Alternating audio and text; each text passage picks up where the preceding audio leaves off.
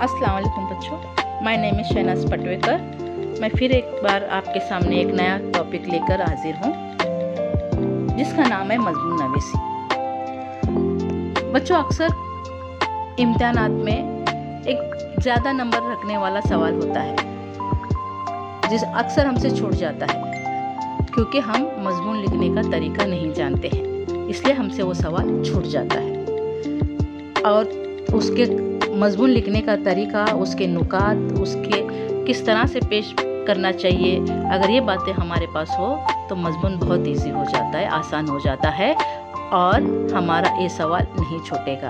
आज हम इस वीडियो के ज़रिए यही देखेंगे कि नफ्स मजमून किस तरह से होना चाहिए और मजमून किसको कहते हैं, इसमें कौन कौन से नुकात होना चाहिए, इस बात पर हम आज गौर व फिक्र करते हैं। मजमून क्या होता है? किसी उन्वान के तहत अपने ख्यालात को तसलसल और रब्त से नस्र में तहरीर करना मजमून नवीसी कहलाता है।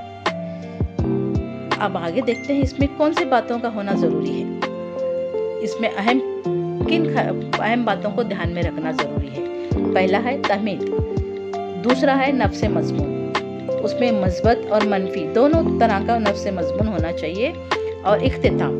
अब तमीद कैसी होनी चाहिए हम देखते हैं। तमीद में बच्चों अक्सर कोई भी चीज़ हम पेश करते हैं उसके पहले हम तमीद करते हैं, यानी इंट्रोडक्शन करते हैं। तमीद असरअंदाज होना चाहिए कि दिलचस्प होना चाहिए, और जैसे तमीद पढ़ने वाला पूरा मजमून पढ़ने पर मजबूर हो जाना चाहिए। ऐसे असरदार, छोटी होनी चाहिए और दिलचस्प होनी चाहिए, और पढ़ने वाला, तमीद पढ़ने वाला पूरा नफ्स से मजमून पढ़ने पर मजबूर हो जाना चाहिए। इतनी दिलचस्प हमारी तमीद होनी चाहिए। उसके बाद नफ्स मजमून कैसा होता है हम देखते हैं। नफ्स मजमून में क्या क्या चीज़ें होनी चाहिए? ज़ाती ख्यालात होनी चाहिए, मुशाहिदात होना चाहिए, तजुर्बात होना चाहिए, आम मालूमात होनी चाहिए, अक़वाल ज़रीन, अशार, कहावत, सारी चीज़ें उसमें होनी चाहिए।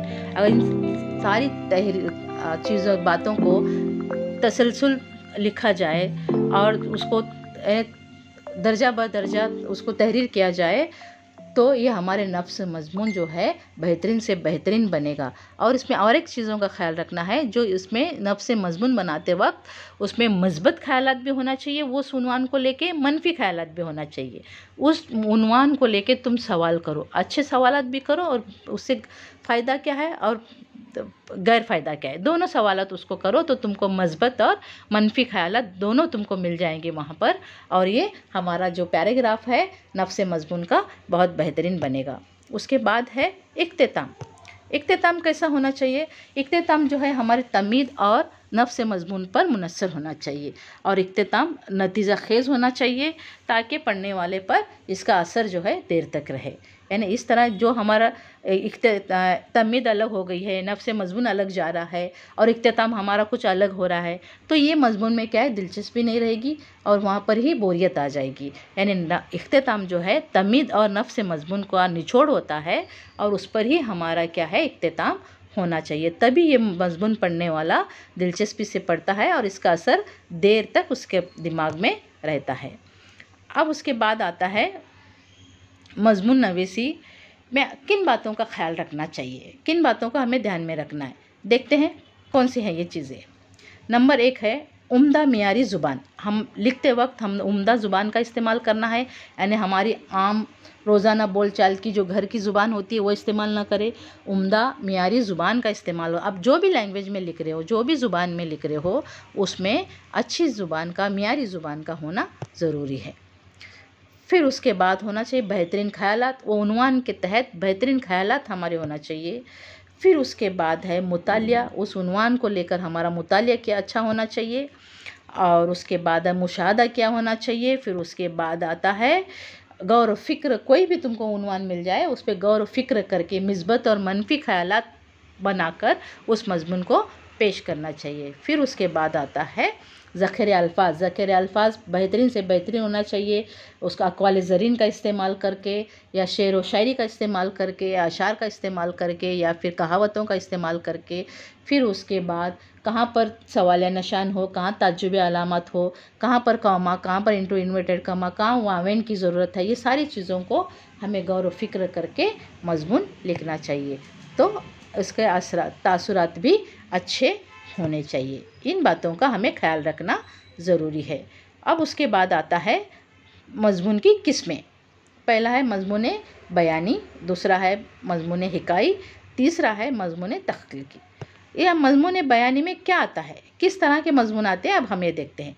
मज़मून बयानी में किसी इमारत या जानदार या का बयान हो, इसे बयान मज़मून कहते हैं। जैसे कोई इमारत के बारे में कह रहा है, लाल किला हो, ताजमहल हो, या चार मीनार, गोल गुम्बद, या कोई भी ऐसी इमारत के बारे में लिखा जाए, वो उसके बारे में बयान किया जाए, बयान मज़मून होता है। उसके बाद कोई भी परिंदे के बारे में, जैसे तोते के बारे में लिखना है, चिड़िया के बारे में लिखना है, कोई भी परिंदे के बारे में लिखना हो, कोई जानवर के बारे में, जंगल का राजा या हाथी या किस घोड़ा, किसी पर भी लिखना हो, तो ये बयान करता हो उस उन्वान को लेकर, वो बयान मज़मून कहलाता है। फिर उसके बाद आता है हिकाई मज़मून।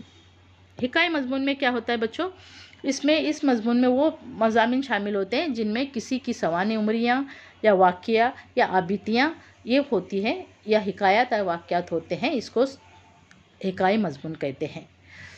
जैसे कुर्सी की आबिती है, फूल की आबिती, हाँ, एक फटी हुई किताब की आबिती, इस तरह की जो आबिती होती है वो क्या है, हिकाई मज़मून कहलाती है। उसके बाद आता है यहाँ पर हमारा तख्लीकी मज़मून।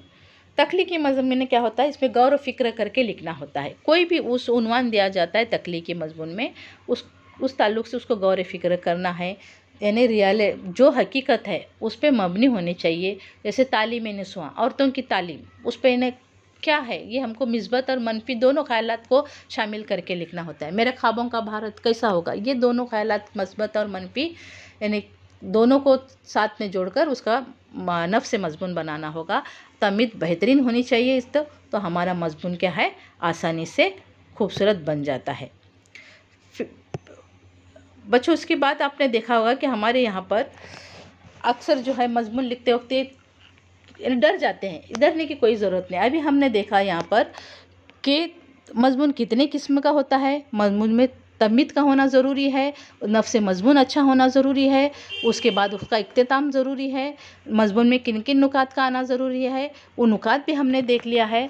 और इन सारी चीज़ों को अगर आप गौर व फिक्र करके अगर मज़मून लिखोगे, यकीनन तुम्हारा मज़मून बहुत अच्छा जाएगा और तुम्हारा ये सवालात कभी नहीं छूटने वाला। बच्चों, ये सवाल जो है ज़्यादा नंबरात रखने वाला सवाल होता है, इसके लिए इसको लिखने की कोशिश करिए। जिस तरह से मैंने बताया है, ये यानी नुक्ता ब नुक्ता, दर्जा ब दर्जा, इसको ख्यालात रख कर इस मज़मून को लिखने की कोशिश करिए। उम्मीद है आप सबको ये पसंद आया होगा और समझ में भी आया होगा।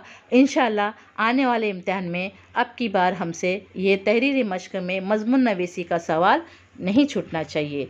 अल्लाह हाफ़िज़। अस्सलाम वालेकुम।